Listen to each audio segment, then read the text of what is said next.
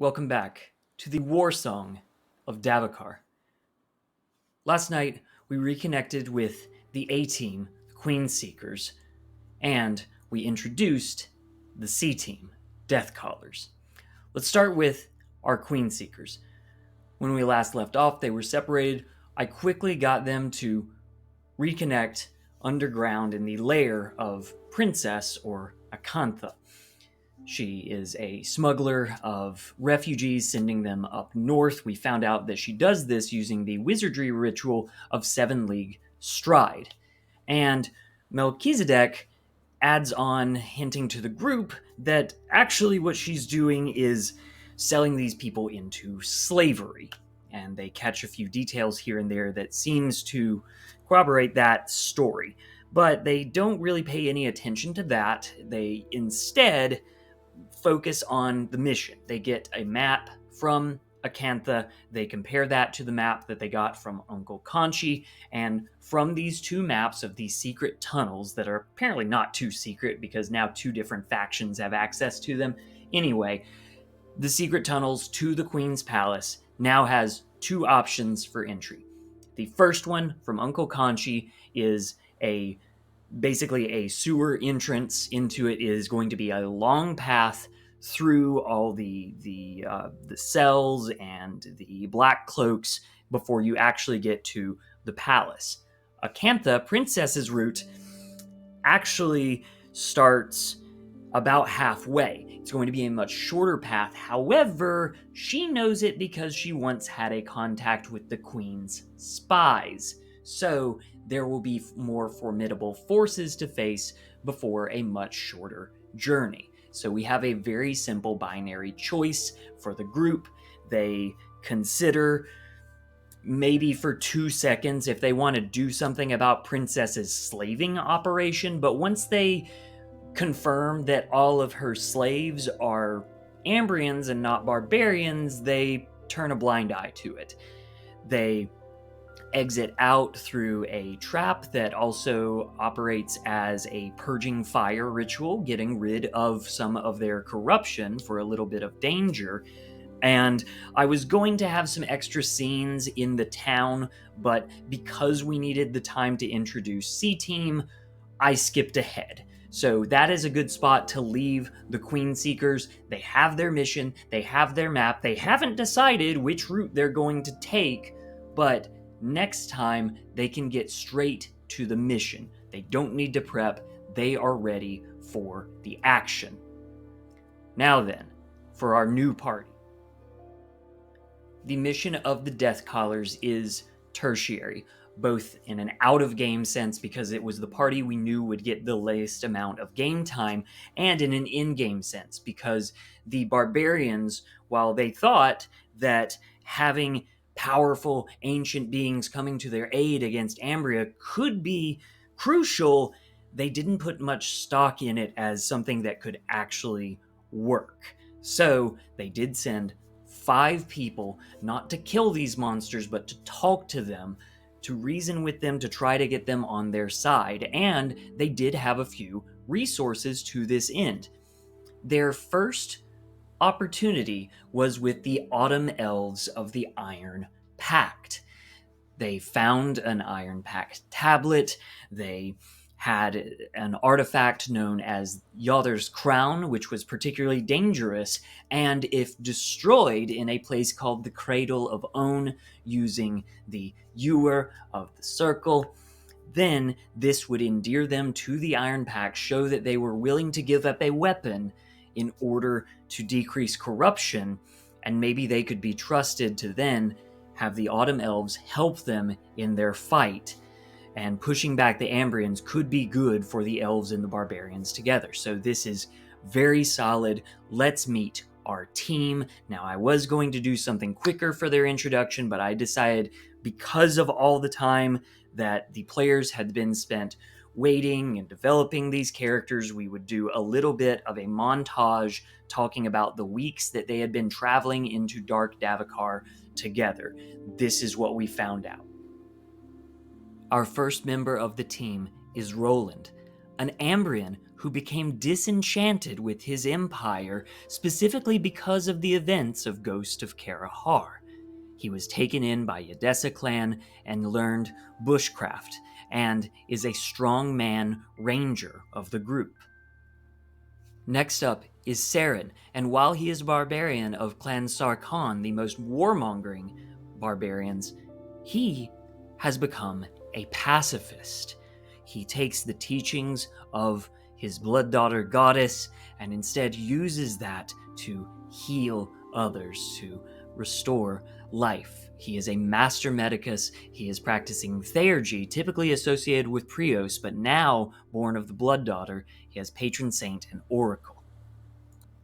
The next Deathcaller is Flurg, the troll.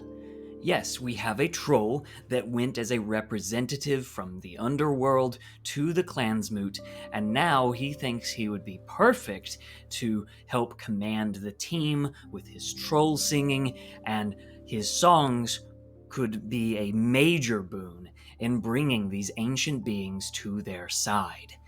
Ambria falling would be better not just for the elves, not just for barbarians, but also for trolls and goblin kind. Up next is Umlau, an elder staff mage who we reasoned has forgotten the ways of kind of the monkish staff fighting and is instead focused more on the mysticism of staff magic. So he has a nice suite of wizardry powers and staff projectile, and he is specifically looking for the fabled world serpent, which has been confirmed through the oracle Saren. If the world serpent is on their side, Ambria stands no chance. Finally, we have Zerlok, a swashbuckling highway robber from Clan Vivod and a gentleman thief. Not only does he have his special cape, his mantle for his mantle dancing abilities, but this is an artifact that he has bound his soul to, giving him the Earthbound boon. He's a very interesting character and has a lie and a story for every situation, but he is here to help out the barbarian cause however he can. In addition to individual introductions, I also wanted to quickly establish some of the camaraderie that these people would have built up after traveling into Davokar for weeks at this point. So I handed out 2 random bond cards to each player. The player would pick one, then they would pick some other player character that had been introduced and explain the bond that was building between them. Once we got all this introduction out of the way, it was time for the Cradle of Own, an actual 5-room dungeon that I have been looking forward to rerunning with this group for a long time. But before they got to the first door, which was a small puzzle in itself, they had to get past 2 Blightborn elk, challenging enemies, but this is a pretty high-level party, and they don't have to kill the Blightborn elk, they have to get into the door, into the Cradle of Own, to destroy the crown. Roland died. Roland turned into an abomination. Roland killed Saren. Everyone is in the door trying to solve a puzzle while Roland is busting down the door, and in this, Roland and Saren, now abominations, kill Flug. They grab Zerlok. Zerlok is about to die. He's holding on to the crown. Everybody is trying to pass off the crown as they're getting killed and turned into abominations. Umlau runs up. Last one left. He looks at the crown. He looks at Zerlok. He puts himself in danger to grab the young man Zerlok out of the way. The abominations jump on him. Zerlok, the gentleman thief, is left holding the crown, jumps into the next room. The door closes. 4 of them are gone. Only Zerlok is left. Zerlok cannot read the Elven script. He has this dangerous crown. No ewer to complete the ritual. No hope of moving forward on his own, and no hope of moving back through his friends that are now abominations. So, as we closed out the night, late in our game time, we agreed that C Team's mission had failed. Party defeated. No more. That's it. That was their story. Now, this sucks. TPKs suck in a way, but it also kind of brings everybody together. This wasn't even a TPK. One person is still remaining, and realistically, he's going to die slowly, so it's kind of a TPK, but we didn't even get the satisfaction of seeing him dead with everyone else.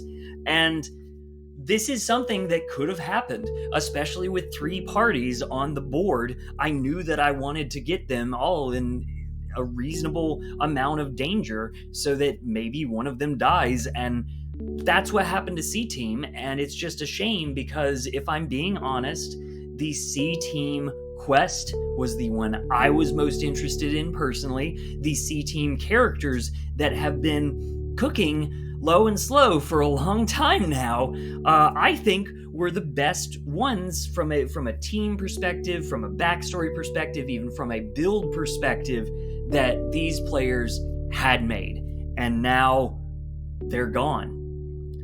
So what do you do? What happened in this situation? What could have happened different?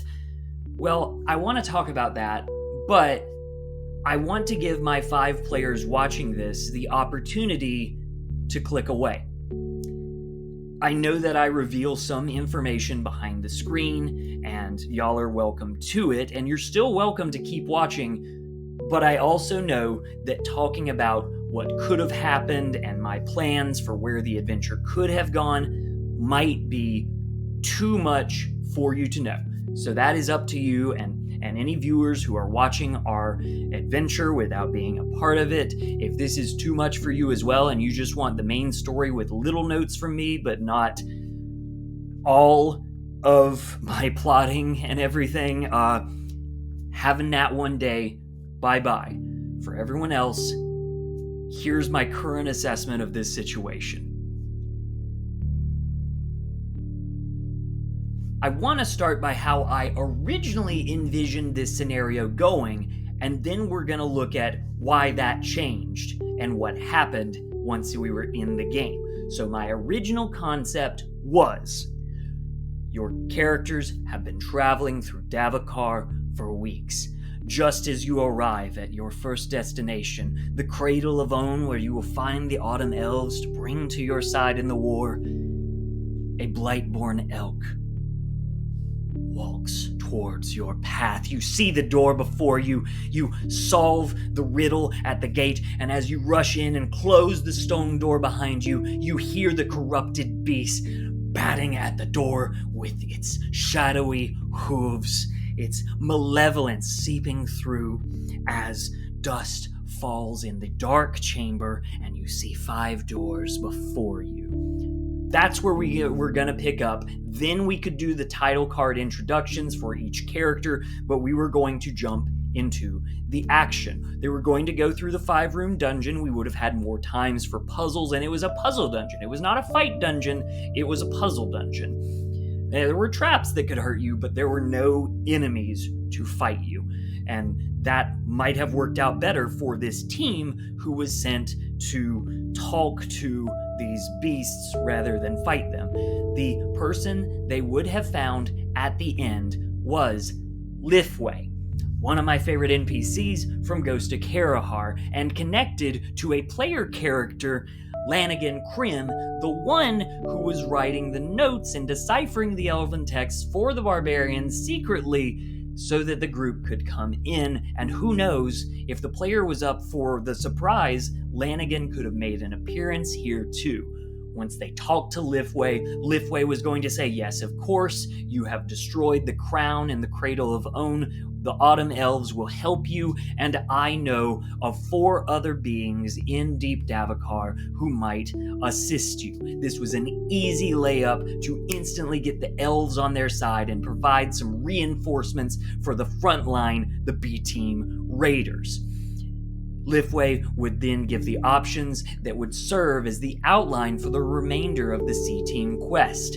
The Emperor, a necromage of old Symbaroum who could call upon an army of the undead. the avatar of the Blood Daughter herself, ready to fight and lead Clan Sarkhan. The twin dragons, yes, dragons are in Symbaroum, and they could ride them to Indaros to burn down the Queen's castle. And finally, the World Serpent is real. They can talk to him and convince him to eat entire Ambrian cities like it's fucking Dune. None of that happened because the mission failed, and here are some crucial points that led to that. The first big change was the travel montage. Instead of just starting in the middle of the fight, you're in a dungeon now, what do you do? I wanted to establish the camaraderie of the group based on the yucks and yums that I got, and based on just all the time and the personal messages and the backstories that I had known about that I wanted the players to get the chance to share with their friends at the table. So we did a travel montage that took almost an hour of our 3-hour session that night, and maybe it was worth it, but inevitably the consequence was that we now had an hour less of time to spend in the dungeon. Second, crucial decision point. You heard me say that my original plan was for one Blightborn elk. However, thanks to a conversation that we had at the front of the session about having fun and wanting a little more seriousness in the adventure, a little less of a light tone, a little more danger, I made the decision that night that there should be a second Blightborn elk. This would add to the serious tone. It would also amp up the risk of staying and fighting when what they should do is get to the objective, get in the door, get in the dungeon, get the job done, and get the elves on their side. Which brings us to point 3, which I had really nothing to do with, and that is that they chose to stay and fight. Saren was the first one to get hit. He immediately noticed the danger, but didn't communicate with his team. He went to hide, he went in, and I have to also point out that Saren had, Patron Saint on his sheet. This is a second character that you can call into battle. That is its only purpose. Now, could Saren call upon the Patron Saint in the middle of the fight? No, it's a ritual. It takes an hour. Why didn't Saren have the Patron Saint already with him, prepared to go into this dangerous zone? I don't know. Point number 4. By the time Roland was dead and turned into an abomination, and the other 4 people were inside with the door shut behind them, I decided that I needed to amp up the danger because we only had about 30 minutes of playtime left, and I needed to get them moving. So I described Roland's abomination form beating down the door as they continued to run through the puzzles and slow things down and split the party. I kept reminding them that there is an abomination at the door. His screams are growing louder. His shadow is starting to seep through the edges. They have to move. Point number 5. There is a cute trick I've employed in other games where I give out a physical puzzle. So, this usually gives one person at the table who's very kinesthetic, who's very good at puzzles, something to do. They solved 3 separate rooms. I handed out 3 separate pieces, and they had some time to put together what I thought was a perfectly simple little block puzzle. But as time is running down, we're at the last minutes of our game time tonight, I put down a sand timer to say you have to solve this puzzle. The abomination is at the door, and they couldn't do it.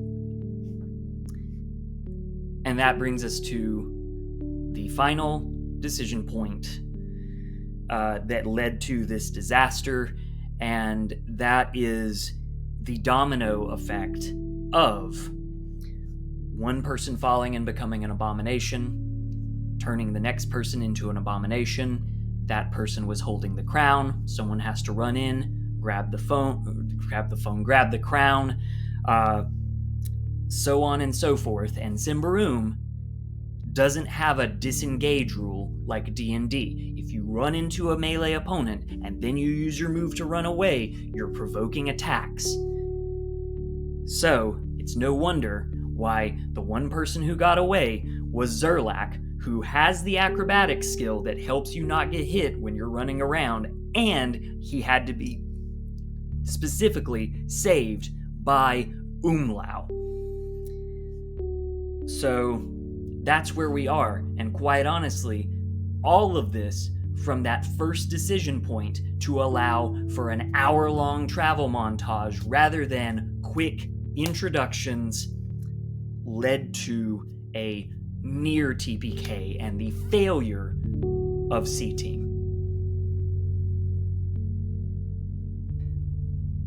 As we closed out the night and everybody had to rush home because we were already past our end time, I reflected on the initial question at the start of the night where I checked in and made sure everyone was having fun, and when one person said that they weren't having fun, we addressed that issue. And I realized at the end of the night that I did not have fun last night.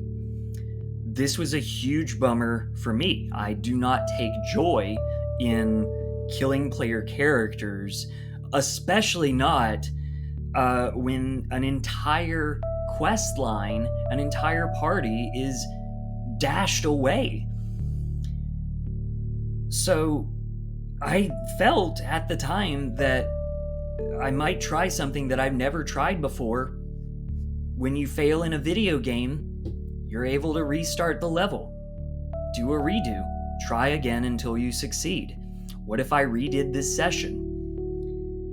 But after talking to just one of the players, I don't think that's the right way to go. I don't think it's in the spirit of role-playing, at least the way that our group does, to see the story made by my decisions as a game master, their decisions as players, and the rolls of the dice, and then say, let's try for something different. I think we need to say goodbye to C-Team and move forward with the two parties remaining. And now, if there wasn't a sense of seriousness and danger and war before, there sure as hell is now.